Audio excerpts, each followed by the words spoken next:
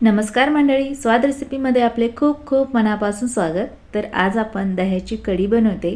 त्यासाठी आपल्याला मिक्सरचं भांडं घ्यायचं आहे। भांड्यामध्ये 4 ते 5 हिरव्या मिरच्यांचे तुकडे टाकून घ्यायचे, 8 ते 10 लसणाच्या पाकळ्या टाकायच्या, 1 चमचा शेंगदाणे घालायचे, 1 चमचा खिसून घेतलेलं खोबरं घालायचं, थोडासा कोथिंबीर घालायचा। त्यानंतर यामध्ये आपल्याला 2 काळी मिरी घालायची आहे। काळी मिरीचा फ्लेवर कढीमध्ये खूप छान लागतो। त्यानंतर यामध्ये थोडंसं पाणी घालायचं आणि हे सर्व मसाले ग्राइंड करून घ्यायचे।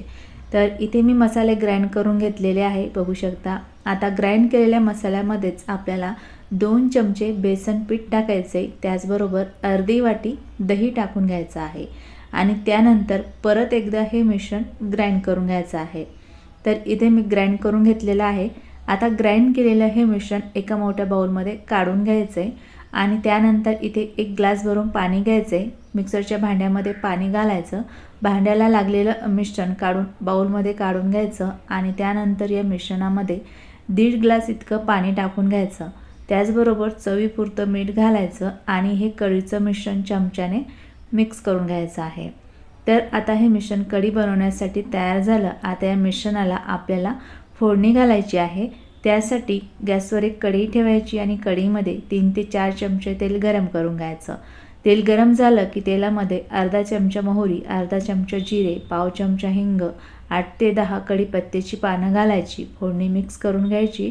त्यानंतर फोडणीमध्ये पाव चमचा हळद आणि थोडासा कोथिंबीर घालून घ्यायचा आणि फोडणी मिक्स करायची।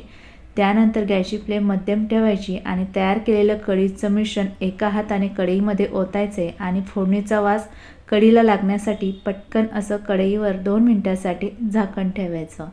2 मिनिटांनंतर झाकण काढून घ्यायचं आणि कढी मिक्स करून घ्यायची आहे।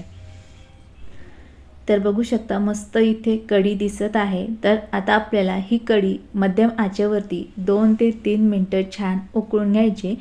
तर इथे मी 2 ते 3 मिनिटं कढी उकळून घेतली। उकळल्यानंतर बघू शकता कढीला रंग छान आलाय आणि अगोदरच्यापेक्षा कढीला दाटसरपणा आलेला आहे।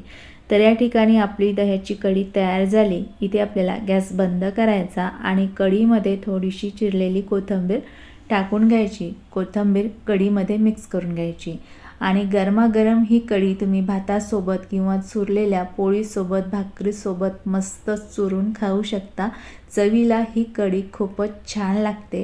तर माझ्या पद्धतीने अशी कढी नक्की करून बघा आणि माझी ही रेसिपी तुम्हाला कशी वाटली कमेंटमध्ये नक्की सांगा। रेसिपी आवडली असेल तर रेसिपीला लाईक आणि चॅनलला सबस्क्राईब करायला विसरू नका।